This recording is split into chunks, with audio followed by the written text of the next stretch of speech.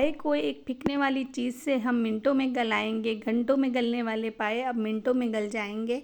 बिस्मिल्लाहिर्रहमानिर्रहीम। अस्सलामुअलैकुम। मेरे देखने वालों का वेलकम है आपके अपने channel Saima hacks and lifestyle में। आज हम पाए को गलाने का ऐसा तरीका निकालेंगे। घर में एक फिकने वाली चीज़ मौजूद होती है जो हमें पता नहीं होता। हम पाए को गलाएंगे और घर में जो पाए खाए जाते हैं तो चिकने बर्तन भी होते हैं। बगैर हाथ लगाए इन चिकने बर्तनों को भी हम साफ़ करेंगे आज। तो इस तरह की अमेजिंग सी ट्रिक्स इस वीडियो में मौजूद हैं, तो वीडियो को पूरा वॉच कीजिएगा और वीडियो को एंड तक देखिएगा। वीडियो बिल्कुल फ्री है आपके लिए। तो आइए चलते हैं वक्त को ज़ाया किए बगैर वीडियो की तरफ। ट्रिक में हमारे है प्याज के छिलके। प्याज के छिलके उम्मन हम फेंक देते हैं। प्याज के छिलकों का बहुत अच्छा इस्तेमाल मैं यहाँ करने वाली हूँ, क्योंकि बकरीद आती है तो उसके बाद खून और उसकी गंदगी जानवरों की, उसकी वजह से जो है स्मेल और कीड़े मकोड़े पैदा हो जाते हैं। उनको ख़त्म करने के लिए एक अच्छा सा स्प्रे बनाने वाले हैं। हम घर में बनाएंगे और घर के अंदर कोई कीड़े वीड़े नहीं आएंगे। तो इसके लिए मैंने एक पतीली ली है, इसमें मैंने 1 कप पानी लिया है। 1 कप से थोड़ा ज़्यादा पानी है। पानी को रखने के बाद अब मैं ले रही हूँ 2 प्याज के छिलके। प्याज के छिलकों के साथ ये जो टॉप वाला हिस्सा होता है जिसे हम खाते नहीं हैं, जहरीला होता है, इसको ज़रूर डालिएगा। ये कीड़े मकोड़ों पे बहुत असर करता है। तो ये पोर्शन मैं ख़ास तौर पे आपको दिखा रही हूँ। तो सारे प्याज डालेंगे इसके अंदर, और प्याज के साथ साथ कुछ चीज़ें और डालेंगे जो कि इसको ज़्यादा स्ट्रॉन्ग बनाएगा। तो इसके लिए हरी मिर्चों की जो डंडी होती है, ये भी मेरे पास 4-6 हैं, ये मैं डाल रही हूँ। तो ये डंडियाँ भी इसके अंदर डाल देंगे और इसके साथ ही डाल देंगे हम इसमें 2 अंडों के छिलके। तो 2 अंडों के छिलकों को हम इसमें डाल देंगे। चाहे आप तोड़ के डाल दीजिए, चाहे ऐसे ही डाल दीजिए। मैं थोड़ा सा इसको तोड़ कर डाल रही हूँ। अब इसको इतना अच्छा बॉयल देंगे, 2-3 बॉयल देंगे कि तमाम चीज़ों का अरख इसमें निकल आए।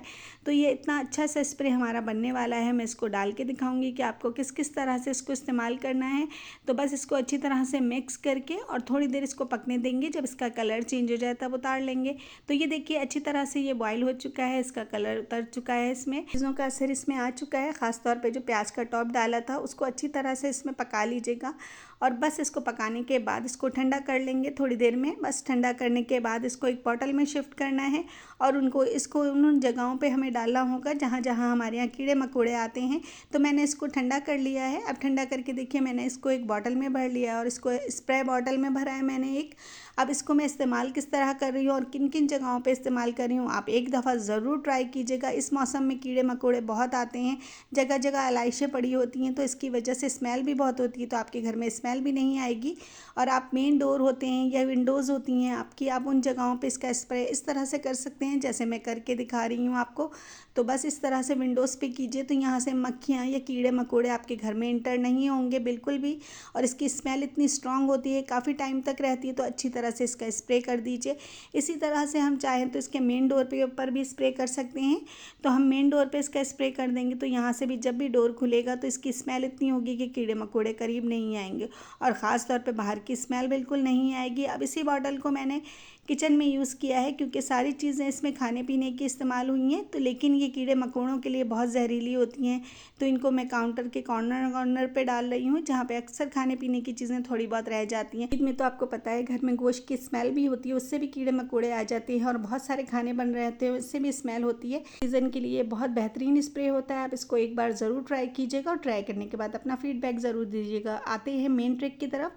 ईद उल अज़हा आती है तो हर घर में पाए बनते हैं। पाए तो हर घर की दावतें हो रही होती हैं और सबको पसंद होते हैं। तो पाए बनाने के लिए पहले से सोचना पड़ता है, रात में चढ़ाओ और उसको अच्छा सा गलाओ। जब तक अच्छे नहीं गलते, जब तक मज़ा नहीं आता पाए बनाने का।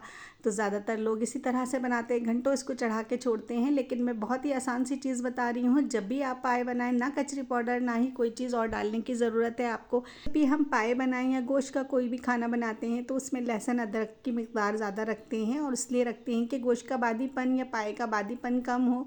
तो लहसुन को तो सभी कहते हैं कि गोश्त गलाने के काम आता है, बादीपन को ख़त्म करने के काम आता है।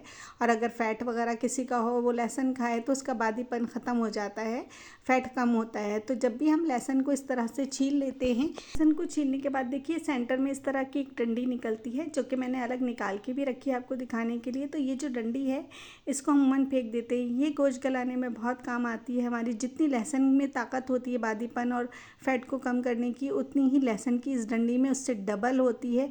तो आपने अगर कभी यूज़ नहीं किया है तो ज़रूर इसको इस्तेमाल करिए। तो इसको डालना किस तरह से है वो भी मैं बताती हूँ, और अगर आप डालते हैं तो अपने कमेंट करके ज़रूर बताइएगा। तो आइए चलते हैं। इसको अच्छी तरह से धो लिया था मैंने।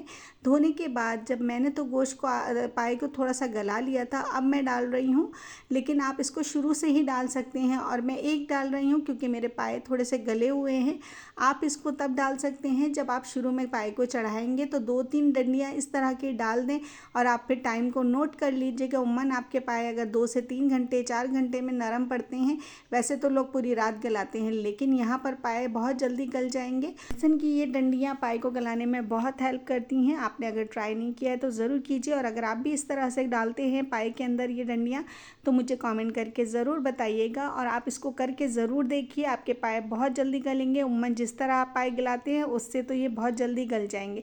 उम्मीद है आपको ट्रिक पसंद आई होगी। अब आते हैं नेक्स्ट ट्रिक की तरफ। पाए जब भी पकते हैं घरों के अंदर तो उसके बर्तन जो होते हैं वो बहुत गंदे होते हैं, क्योंकि पाए बनते हैं तो सबके घर भेजे जाते हैं या खाए जाते हैं, तो पार्सल ज़रूर जाते हैं। तो इस तरह के डब्बे हमारे यहाँ भी आते हैं और बहुत गंदे होते हैं। इनको धोते रहो, इसकी चिकनाहट ख़त्म नहीं होती। बहुत ही ईजी तरीका, बगैर हाथ लगाए। ये मैंने थोड़े से टिश्यू के पेपर ले लिए हैं और टिश्यू को तोड़ तोड़ के इसके अंदर बॉल की तरह बना के मैं डाल रही हूँ, थोड़ा सा मोड़ मोड़ के बस। और बगैर हाथ लगाए आप ऐसे चिकने डब्बों को फौरी साफ़ करेंगे। और फिर जितने पार्सल बनाने हैं बनाइए, या आए हैं तो उनको साफ़ सुथरा करके दीजिए। तो बगैर हाथ लगाए इस तरह आप अपनी प्लेटों को भी धो सकते हैं, कटोरों को भी धो सकते हैं। टिश्यू डालने के बाद अब इसके अंदर आप जो भी मैक्स लिक्विड या किसी किस्म का बर्तन का लिक्विड यूज़ करते हैं तो वो डाल दीजिए। मैं मैक्स लिक्विड डाल रही हूँ थोड़ा सा इसके अंदर। तो वो बट डालने के बाद इसके कवर को लगाइए और उसके बाद इसको ज़ोर ज़ोर से हिलाएंगे हम। तो बगैर हाथ लगाए इसके बर्तन को हम ऐसे धो लेंगे, ना हमारे हाथों में चिकनाहट होगी, ना कोई स्मेल होगी। और ये देखिए किस तरह से मैं हिला रही हूँ, और मैं आपको खोल के भी दिखाऊंगी कि मिनटों में ये डब्बा साफ़ हो जाएगा। इसी तरह आप प्लेट के अंदर टिश्यू डालिए और प्लेट पे प्लेट रख के इसको ज़ोर से हिलाएंगे तो भी साफ़ होगा। डिश हो तो उसके अंदर भी आप टिश्यू इसी तरह डालिए और ढकना लगा दीजिए, उसका कवर लगा दीजिए कोई भी, और उसको ज़ोर ज़ोर से शेक करेंगे तो सारी चिकनाहट इसी तरह निकल जाएगी। और घंटों में जो हम लिक्विड में धोते रहते हैं और बदबू भी नहीं जाती है और इसके साथ साथ इसकी चिकनाहट भी नहीं जाती। ये देखिए आपके सामने मैं डब्बे को उलट के दिखा रही हूँ और इसी तरह से मैं आपको करीब करके डब्बा दिखा रही हूँ। ये देख सकते हैं आपके सामने, मैंने कोई स्किप नहीं किया, कुछ नहीं किया। कितनी सारी चिकनाहट थी, सारी टिश्यू में निकल गई। इस तरह से बगैर हाथ लगाए हम ढेरों चिकने बर्तन धो सकते हैं। उम्मीद है आपको ये सारी ट्रिक्स पसंद आई होंगी। अगर आपको कोई भी ट्रिक पसंद आई हो तो आपसे एक ही गुजारिश है, एक लाइक, प्लीज़ सब्सक्राइब, प्यारा सा कमेंट कीजिएगा। अगली वीडियो तक के लिए मुझे इजाज़त दीजिएगा। Thanks for watching. अपना बहुत सारा ख्याल रखिएगा। अल्लाह हाफिज़।